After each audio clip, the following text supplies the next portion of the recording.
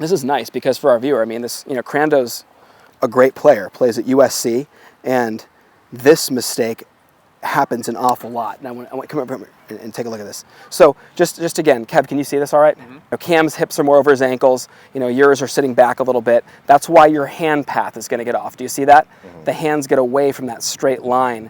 That was where they were right here. So you can see they just kind of, they'll move away from that very quickly. Club gets a little inside, points above the golf ball. Okay, watch Cam. Hips are over ankles. Immediately, you're sitting back more into this position right here. Uh-huh. Which is going to bring the club more around you. I see. Now, here's one thing that I want you to understand, okay? And this is really, really the key to the takeaway and the key to why most people, even when they're feeling like they're keeping the club straight back, have it still go inside. Two things. The setup, sitting back, number one, it's basically swinging more around you than it is underneath you. That's one. Number two is, and this is really the key, this golfer can feel like they're taking it straight back, but when there's zero hinge, as we have talked about, the club will always appear low and underneath the hands, and then set with the butt of the club pointed above the golf ball. You combine that with sitting back in your setup, and now we're just right around your body. Okay, and then we have to try to work it back on top of the plane on the way down. Yeah. Get more over it, and here's the key to this. Understanding that you're hinging. If you were hinging at a faster rate than you were turning, that'd be the opposite. So it's nice to know that what you need more of, right? You're obviously right now not hinging and dragging it around you and sitting back. We need to have more hinge, but that hinge needs to happen at the same pace your body's turning.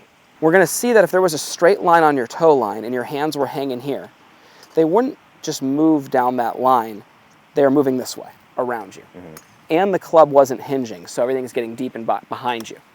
If you get the hips over the ankles, you simply just tilt over and get the shoulders out past the toes. Hands should hang freely, and if you took a video of yourself or picture of yourself right here, they should be on this side of your toe line, right? Okay. Now from there, if you just have the hands go straight back with the body's turn, but feel that little bit of downward pressure into the heel pad of the left hand, happening literally at the same exact pace. And everybody can do this. Our viewers can do this. You can do this when you're away from the golf course. Just sit there with one hand and just feel the left shoulder initiate the move. There's no hand movement isolated of my body. It's simply just that shoulder moving, and the only hand movement is a little bit of downward pressure that's really happening because my shoulder's pushing the hands away. And just that little hinge right there, watch my hands go back like 12 to 18 inches straight back, and the club just goes right to that position. Let's get an alignment rod down the line of your feet like this. And it's a great visual for the train track of your takeaway. And let's feel the hands stay on this side of the line visually before they get turned up the plane. Does that make sense? Yeah, it does. And I would do that with that slight, just, rhythm, body and hands together, feeling that downward pressure happening in unison with the body's turn. Oh, dude, right away. I mean, the good news is we have the shot tracer on this thing right here. Now, can you give me a little process here, right? Where, okay, number one, just get in there and keep the golf club right here in line with your hip and your ankle like this, and hold it there to start with, and then bend over and make sure that your ball and socket joint haven't sat back behind it, right? So I hold it right here. I just go straight over, and see it stayed there, and then I flex down, keeping it there. And now there I am, right where I need to be. So it's like ankle or like hip over the ankle? Yeah. Okay. You know what the worst part about it is too for a lot of people, and this is big for you and big for the viewer. A lot of times when a player sits back a little bit, watch what the hands and upper body do. And the minute that grip goes this way, you decrease the leverage between your golf club and your arm, and what's it going to do? Yeah, absolutely. But watch, if I'm a little more over it, well, the club's already at that angle to where it's going to work into that position better. From right there, keep the hands going down this line a little bit longer, okay? So just try to feel like you don't bump this right here, and you keep it just out in front of there. Do a couple takeaways. Feel that? Yeah. That's what I want you to feel more. And then feel like you're just, exactly. Get it? And here's the thing. When I move this away, visually, Doesn't that look like you're taking your hands back on this side of your toes? Like right there, right? I always tell the guys, don't have the hands cruise back through your laces. Have the hands visually go right down the toe line here. A cut? Yeah. A nice cut. Was that a little different? Yeah, way better. Oh my gosh. That club's on top of it. I mean, it's a lot better.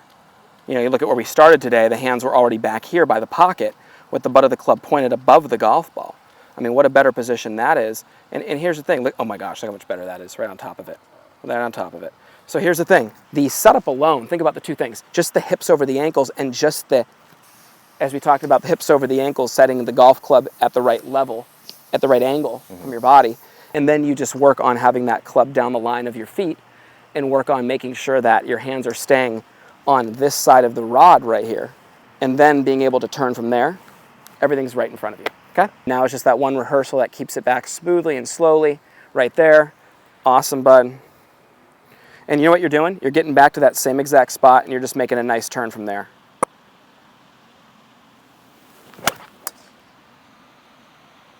It's a lot better.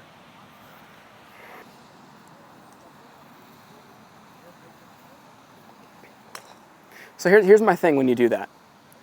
I'm watching you do that with zero leg action. So you look like this. And really, I want you to know, and I want the viewer to know, that's why everybody can rehearse that takeaway being straight back. Yeah.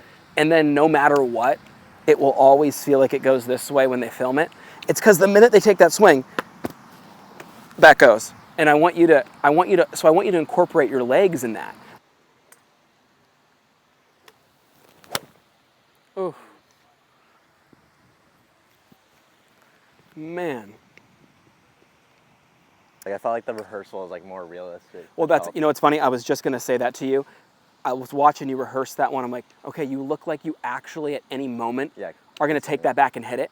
Versus the other ones, I'm like, there's no build up to that. There's no energy being put into that. That if I was dropping a ball in front of you, would have said, hey, you could actually just continue on and hit that ball. Okay. Yeah, that good, definitely buddy. like helped a lot. Yeah, that was fantastic right there.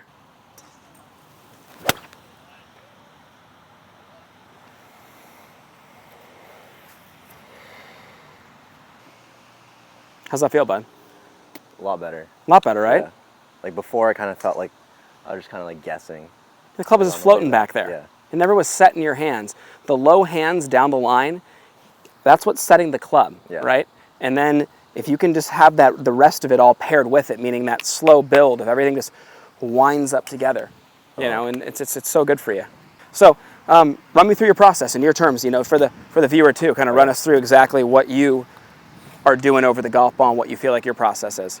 Before I was kind of like leaned back, and then now I'm just like more bent over with the hip bump, and then Love it. The right knee also.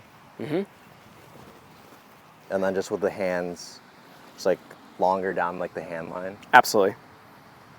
And then just like the lower hands kind of like help me hinge it easier, like on the first way back. And what's great is, you guys, I mean, here's the thing. You just heard a lot of words out of this guy's mouth. 95% of that was setup. Yeah. So this guy can do that at home and is, you know, in college, you know, apartment or dorm? Apartment. Apartment by this time, right? Yeah. Yeah, you're not doing dorms anymore. That was freshman year. But yeah, so in the apartment, you can do that anywhere. And that's what I would ask of him, is to just do a lot of that setup work off the golf course. You can get that tee line down, bring a golf club in the house, set yourself up squarely, hold the club square all the time. That's my advice there. So then when you come out here, that gets narrowed down. A feeling in the rehearsal that then you're trying to duplicate, it's not even a thought. Yeah. And that's how you become unconscious out there and just be able to look at a shot, see it, hit it, and not have to sit there and worry about what seemingly was 15 things on that checklist. Yeah. That was a really good swing right there. Like, really good swing. At Porzak Golf, we take a lot of pride in having developed some of the best and most consistent golf swings on the planet. We do this through simplicity.